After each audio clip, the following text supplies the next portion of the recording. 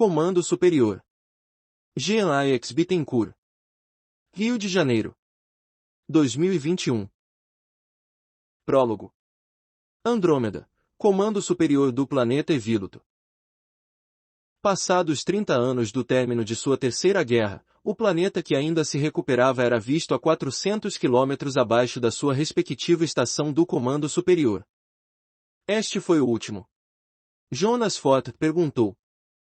Certamente, todos os demais já passaram pelo processo e alcançaram o ponto desejado. Draknazar respondia presunçoso. O encontro era privado apenas aos dois líderes das galáxias destinadas a se unirem. Os dois caminhavam em direção a um lago próximo. E na sua? O cabelo escuro de Drag alongava-se nas costas sobre o sobretudo preto, a veste longa tremulava nos calcanhares ao ritmo lento dos seus passos. No último levantamento existiam atrasos consideráveis. Jonas estava pensativo, mas sabia que era inegável. Andrômeda já estava décadas à frente no progresso necessário para a unificação. Nosso conselho conseguiu induzir grandes avanços, em conjunto com a ordem que inicialmente se recusou a receber nossas instruções. Jonas usava vestes compridas acinzentadas e possuía barba branca. Sempre que os contatos se intensificam e nossa presença é percebida, eles chegam à conclusão de que não há outra alternativa. Em Elisheba foi necessário que movêssemos uma grande parte dos nossos para lá. Um juramento foi feito pelo Conselho Superior do planeta, acredito que tudo ficará bem. Drax se referia ao maior planeta de sua galáxia. Nós sempre buscamos entender o lado deles, é um planeta enorme que já havia se destruído em uma escala preocupante após muitas guerras. Essa questão já foi superada, não temos grandes guerras há 125 anos. Jonas anunciava orgulhoso. Vocês continuam com problemas tão graves quanto este. O sistema adotado não é eficiente. Você sabe. Aquele planeta, ele continua sendo um atraso para vocês. A heterocromia fazia com que Draknazar tivesse um olho na cor preta e outro que era um intenso vermelho. Era exatamente a ele que eu me referia. A Terra não passa mais por grandes conflitos, além disso. O sistema, como eu disse, ainda é um problema. Como quer que nos unifiquemos se 90% da população não tem consciência de nós, nem mesmo dos reais problemas que seus governos estão criando como medida para nos evitar? Nós estamos buscando nos tornar mais visíveis até que eles estejam preparados para o contato. Só preciso de mais, e Jonas Fort sentia-se desconfortável dialogando com Drak, mas sabia que a comunicação entre eles era imprescindível. Tempo. Draknazar interrompeu. Já lhe foi dado o tempo. A lei cósmica da gravidade está inevitavelmente nos atraindo, seu conselho não consegue instruir os habitantes para o caminho certo. Que outra coisa tem tomado o seu tempo? Todos os pontos eram favoráveis ao trabalho feito pelo comando de Andrômeda, a população e seus governos eram intensamente conectados. Ao contrário da Terra, não havia o que se esconder, não havia fome, não havia reclamação por parte dos governados, pois o diálogo entre eles e os governantes era feito de forma dinâmica, quase instantânea. Siga nosso exemplo. Exerça poder sobre os líderes, o poder parte deles, eles são os que precisam ser afetados. Drax sentia-se superior ao usar seu conselho como exemplo. A solução era também o problema a ser superado, o Comando Superior Terráqueo ainda não havia unificado sequer a forma de governo de todos os países. Não podemos correr o risco de nos expor, eles podem entender como uma ameaça. Precisamos agir cautelosamente sem exercer influência direta nos grandes líderes, eles precisam chegar às próprias conclusões. Jonas falava em tom de súplica. A cidade do Comando Superior de Evíluto passava por uma geleira que se estendia de uma borda a outra do continente. Composto por uma base branca nebulosa, o terreno e o gramado da estação ficavam acima dessa nuvem onde ocupava seu lugar natural. Tudo ali era formado por essa matéria sutil. A abundância em água era uma semelhança de grande parte dos planetas que eram ocasionalmente visitados pelos líderes do Conselho, com exceção ao planeta Sirius da Via Láctea. Composto por um sistema de 2 estrelas, Sirius orbitava a maior delas. Juntas, eram as mais brilhantes da região. Passava por dificuldades em relação ao racionamento de água, mesmo assim, seus habitantes haviam desenvolvido tecnologia suficiente e estavam na zona habitável. Fronteiras criadas pelo Comando Superior sustentavam a vida em uma pequena parte do planeta. Faça como quiser, mas o faça assim que retornar. Precisamos adaptar as línguas para a futura comunicação entre nossos povos.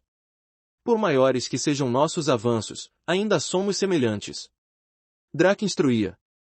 Jonas parou de caminhar ao chegar na beira de um lago de águas escuras. Drac acompanhou sua pausa. As estrelas cintilavam no firmamento. Naquela altitude, sem interferência atmosférica, pareciam estar ao alcance das mãos e eram refletidas no espelho d'água. Não quero ser apressado. A vida na Terra tem tudo para dar certo. Eles só escolheram um meio não tão ideal de se governar. Não tão ideal. Repetiu Drac ironicamente. Seu povo troca o avanço tecnológico pela permanência no poder. Esse é o pior ponto que uma nação poderia chegar. Para isso eles possuem a articulação, mas não a utilizam de maneira inteligente como espécie evoluída. Os seres na estação do Comando Superior de Eviluto viam a fronteira entre luz e noite 8 vezes no que seria um dia no planeta. O movimento em torno de si ocorria no decorrer de 36 horas terrestres. À medida que a escuridão caía, a estação entrava em eclipse e a conversa chegava ao fim. Ficavam visíveis as 3 luas no horizonte que se aproximava. A que mais se destacava era uma grande bola vermelha, efeito criado pela densa atmosfera do planeta. Jonas e Drac trocaram algumas palavras. Drac movimentou afirmativamente a cabeça. Jonas imitou seu movimento. Após a despedida, Jonas saltou para o alto tornando-se um rastro branco nebuloso. Draknazar caminhava por um caminho envolto por um vale de árvores roxas, afastando-se do lago. Uma nébula rasteira encobria as raízes das árvores e tornava úmido o gramado. Drac mentalizou o nome de seu velho aliado, conjurando. Em meio às árvores, materializou-se Holderclais. Um som breve e seco foi emitido. A nébula ao redor da figura recém-chegada esvoaçou-se, deixou de ser a fina camada inerte que só cobria as ervas rasteiras, alcançando os galhos mais altos das árvores próximas. A movimentação abrupta envolveu Holderclais no nevoeiro enquanto ele se dirigia para o encontro de Draknazar. Holderclais usava vestes vitorianas, blusa azul marinho e um chapéu clássico branco. Um caminho calçado com pedras lisas abria passagem para a subida do monte em que ficava o palácio. A construção era circular e possuía por todos os lados formas pontiagudas. Visto pelo alto, estava localizado na região norte da nave. Parecia um enorme ouriço do mar no topo da elevação que dava destaque à construção de aspecto gélido, causado pela coloração branca. Era cercado pelo vasto gramado verde que cobria o monte. Draknazar e Holderclais estavam em meio à subida no caminho que levava ao palácio quando um estrondo perturbou o ambiente. Um meteoro atravessava velozmente o local em que eles estavam. Por ser constituído de uma matéria bruta, o meteoro atravessou quase sem interagir com a sutil matéria formadora da estação e dos seres que ali viviam. O fenômeno, comum para os habitantes do local, passou despercebido pelos dois, que continuaram caminhando. Ambos chegavam ao topo da subida que dava acesso ao palácio. Após passarem pelo átrio, a câmara central continha uma mesa circular de centro vazio, com 14 lugares uniformemente espaçados. No alto do palácio, acima da câmara de reuniões, havia uma abertura que permitia ver as estrelas. Draknazar entrou seguido de Holderclais. As portas fecharam-se automaticamente da mesma forma que foram abertas, formando uma grande pirâmide dourada com símbolos que representavam cada fase das luas, e o raro momento em que elas se sobrepunham como um único círculo no céu. Sentaram-se lado a lado. Draknazar conjurou 2 taças sobre a mesa, enquanto conspirava com seu aliado. Em seguida bebeu o conteúdo de uma delas. Ele tinha o costume de tomar decisões sem consultar seu conselho. Para dominar um povo é preciso entender seus deuses e seus homens. Holderclais apontou com a sua taça indicando Drac, em seguida levou-o em direção a si mesmo. Após a conversa, ambos se levantaram da mesa e se dirigiam ao átrio. Havia na parede uma longa clava negra com espinhos de diamante. A escuridão já havia tomado o céu por completo. As 3 luas cintilavam em meio às estrelas. Via Láctea, comando superior do planeta Terra. Ano 2070. Era noite no ocidente, a estação do Comando Superior Terráqueo navegava sobre as planícies africanas. O alto escalão do conselho se dirigia ao salão principal. Os membros eram responsáveis pelo governo da estação sideral, assim como de todo o planeta. Enquanto o conselho se reunia, Jonas Fotr estava sentado em uma cadeira de madeira na sala dos mensageiros, uma pena sob seu controle flutuava escrevendo em um pergaminho sobre a mesa. Atrás dele, um cetro de madeira com cristais azuis estava pendurado na parede. O cetro de Infloat era um objeto ancestral. Havia lendas sobre seus poderes, que só poderiam ser conjurados por seres vivos nascidos na Via Láctea, e como ele poderia neutralizar até a mais poderosa alma. Jonas levantou-se. A pena caiu sobre a mesa ao lado do pergaminho. Ele ergueu sua mão direita guiando o pergaminho, que flutuou até a lareira. A chama tornou-se um azul intenso e ao final da combustão retornou à sua cor amarelada.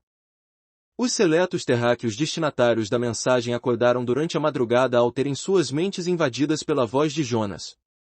Os que estavam acordados, pararam suas atividades ordinárias e concentrarão-se em receber o informe. Jonas Fotr deixou a lareira e se retirou da sala dos mensageiros. Uma curva à direita e era visível através das janelas de vidro a paisagem típica, que se repetia ciclicamente durante o dia.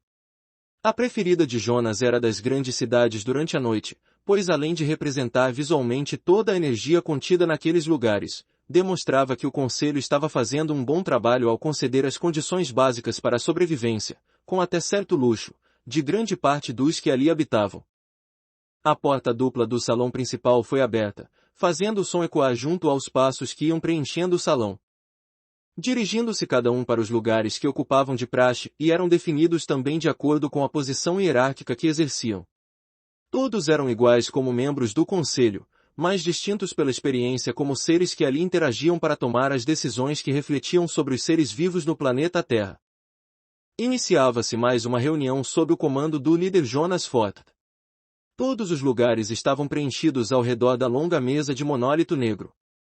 Senhores, como ficou definido pela última conferência, daremos prosseguimento à discussão sobre a unificação com Andrômeda. Disse Jonas Fotr. Líder, estivemos conversando. Antecipar a unificação seria o ideal, mas sabemos que ainda não alcançamos as condições necessárias. Júlio era o responsável por receber as principais informações quando o Conselho da Ordem que se instaurou na Terra possuía algo a falar. Líder, receio que o problema não seja tão simples quanto imaginávamos. Nossas mensagens estão sendo recebidas com êxito, eles compreendem os sinais, a questão é que se recusam a aceitar qualquer influência externa. Disse Derek, que era responsável por enviar as ordens do comando. Quando Júlio recebia as respostas, era comum que ambos tentassem novos contatos antes de levar qualquer desentendimento que ocorresse para o conselho. Juntos, tentavam dialogar sem impor incisivamente o que fosse acordado pelo comando superior à ordem, mas ultimamente as recusas às instruções dadas pelo comando eram cada vez mais frequentes. Bem, então vejo que o método de Draknazar será o que iremos seguir. Líder, se me permite.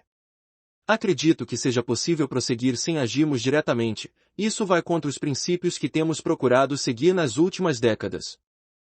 Derek, acontece que já permitimos as articulações necessárias, os que restaram isolados da grande ordem estão sendo prejudicados pela falta de capacidade das potências em cederem recursos àqueles territórios que não lhes apresentam benefícios. Além disso, existem também aqueles que estão rigidamente vinculados ao desejo de poder, não cedem aos próprios aliados, nem aceitam nossos planos.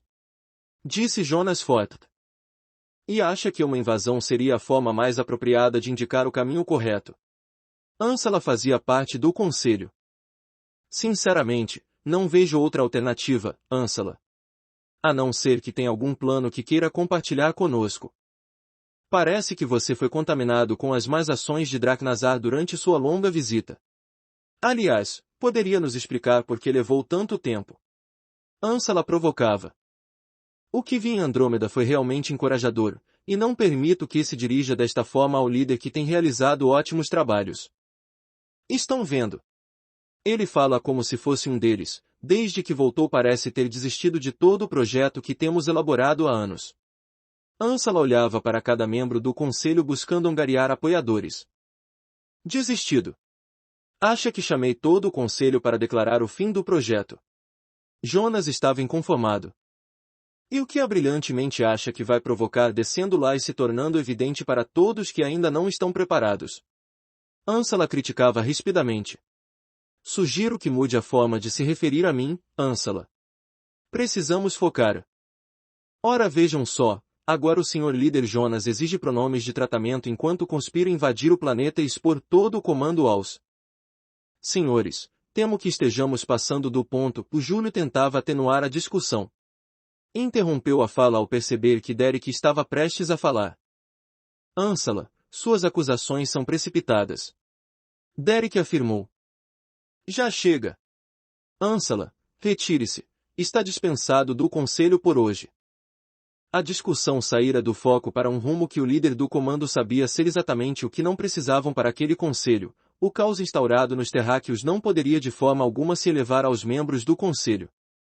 Não irei me retirar, não chegamos a um acordo, o que será feito depende do meu assentimento. Ansala disse. Lhe foi dada uma ordem. Ou você se retira, ou eu me retiro, e o meu comando se encerra por aqui. Jonas impôs. Silêncio. Ninguém ousava se mexer e romper o sensível filamento que sustentava a harmonia no local, ninguém desejava ser o responsável pela saída do líder da galáxia. Ninguém se moveu no local, e a ausência de movimento também representava uma decisão. Os lábios de Jonas se abriram, um sussurro inicial do que seria uma fala foi interrompido. Jonas se levantou. O que se ouviu em seguida foi o alto barulho de sucção, junto a uma forte movimentação do ar ao redor da mesa, ao mesmo tempo que a cadeira onde há pouco estava o líder do conselho era jogada com brutalidade para trás. Todos viram Jonas sumir. A pesada cadeira de mármore não foi forte o bastante para resistir ao impacto provocado pela desaparição repentina de Jonas Fort. Todos na mesa se entreolharam surpresos e viam a cadeira já em ruínas ao canto da parede. Antes de Jonas, ninguém aceitava a ideia de assumir um posto de extrema dificuldade que era conciliar o comando da galáxia com todos os problemas que se acumulavam na Terra. Terminada a Primeira Grande Guerra, Jonas foi eleito líder após ser o único que deu fim ao que seria o desastroso desfecho da Segunda Guerra Mundial. A saída de Jonas representava a queda de um conselho que procurava ouvir seus aliados e buscar o melhor caminho para a continuação da vida na Terra, e sua futura subida para o mesmo patamar dos demais planetas da galáxia. 1. A caminhada acabava de começar. As ruas cercavam um valão que possuía cerca de 800 metros de comprimento. Era a primeira e não tão bela paisagem no caminho que Diego percorria diariamente. Atravessando a movimentada rua, sempre no sinal, seguindo para a deserta passagem pelo portão gradeado que dava acesso ao condomínio que ele iria percorrer. 4 praças estavam no trajeto, a primeira possuía uma quadra de areia. Subindo as escadas que cruzavam esta praça inclinada ele chegava à rua de cima. Caminhando por mais algumas ruas. A segunda praça possuía também uma quadra, mas esta era cimentada e havia ali uma varanda coberta e cercada, com uma churrasqueira e uma longa mesa de concreto junto à parede. Era um local para fazer pequenas festas ou comemorações. Dando meia volta no local, ele estava passando pelo ponto mais misterioso. Sempre que passava por ali, sentia uma presença estranha, havia algo diferente na atmosfera que cercava a extremidade daquela praça. Ali havia um grande amontoado de árvores em uma colina de uns 20 metros de altura, e no topo, havia um pequeno mirante com mesas e bancos para observar a paisagem de todo o condomínio. Conforme as árvores ficavam para trás, ficava também a oportunidade de vasculhar em meio a elas à procura de algo desconhecido, mas o que permanecia era a grande curiosidade por aquele simples lugar. Uma curva à esquerda, uma longa reta, ele estava na terceira praça. Esta era simples. Como de praxe, possuía uma quadra, dessa vez de areia, tinha equipamentos para fazer exercícios. Correndo, Diego seguia para a quarta e última praça. Essa era a maior de todas, possuía em seu quarteirão uma escola. O centro era um gramado onde havia um parquinho com brinquedos cercados por um gradeado de formato circular com 2 passagens que permitiam a entrada das crianças que ali brincavam. O local de saída do condomínio era diferente daquele por onde ele entrava. Ele se esgueirou entre as grades do estreito portão que fora travado para impedir que motos passassem por ali. Diego sabia bem que se fosse pela esquerda e caminhasse pela longa estrada chegaria em um cemitério. Ele seguiu pela direita na direção que o levaria até sua casa. Diego não sabia, mas era possível sentir dentro de sua própria casa a presença estranha de um forte campo que permeava o ambiente. Quando acordava durante a noite em seu quarto, as causas que lhe provocavam aquela sensação de algo leve pressionando seu crânio, como se o ar tivesse se adensado espontaneamente e lhe submergindo em um oceano profundo, acompanhada de um zumbido agudo, era de mesma natureza daquela que ele sentia com mais frequência na típica e inexplorada praça número 2. Chegávamos novamente ao extenso valão coberto por árvores, bastava uma reta até chegar em sua casa, onde iria almoçar e preparar-se para ir à escola enquanto assistia ao noticiário. Foi muito alto, parecia que tudo ia desabar, um grande estrondo. Falava a testemunha. E onde você estava quando aconteceu? Bem ali, do outro lado da rua, não deu tempo sequer de ver de onde a coisa veio, os pedaços da parede se desprenderam e caíram em cima de quem passava. A testemunha apontava assustada para a fachada do hospital parcialmente destruída. Obrigada. Como podemos ver, toda a área foi isolada. A informação que temos é de que os procedimentos no hospital foram interrompidos. Havia um parto sendo feito no exato momento da queda do objeto ainda não identificado. Podemos ver destroços da fachada em cima de carros. Olhem ali, naquele vermelho, o para-brisa foi completamente destruído. A repórter interrompeu sua fala, passou o comando para o apresentador do jornal que demonstrava ter algo a falar. Obrigado, Susana. Nós acabamos de receber um laudo da pré-avaliação feita no prédio, e junto às informações divulgadas pela AEB, a Agência Espacial Brasileira, podemos afirmar que o material de metal retorcido encontrado no topo do edifício foi sim desprendido da estação de construção espacial. Os assessores de imprensa lamentaram o ocorrido e ficaram surpresos com as imagens recebidas do material que inegavelmente fazia parte da cúpula. Eles afirmaram também que a possibilidade de um acidente como esse acontecer é extremamente remota, pois além da intensa manutenção nos pontos de construção da cúpula, a própria atmosfera se encarrega de proteger a Terra de possíveis corpos que venham em nossa direção. Geralmente o lixo espacial cai nos oceanos. Acontece que o material encontrado era realmente denso e resistente. Apesar das avarias, a peça fazia parte da região externa da carenagem e não apresentou riscos para os astronautas. Uma missão de reparo já está sendo planejada. O módulo afetado foi isolado e os astronautas irão evitar o acesso àquela parte da estação de construção. Os pacientes da maternidade serão transferidos para um hospital próximo. Veja a seguir, Presidente da República move esforços para instaurar portaria que define medidas especiais de proteção ao conhecimento sensível.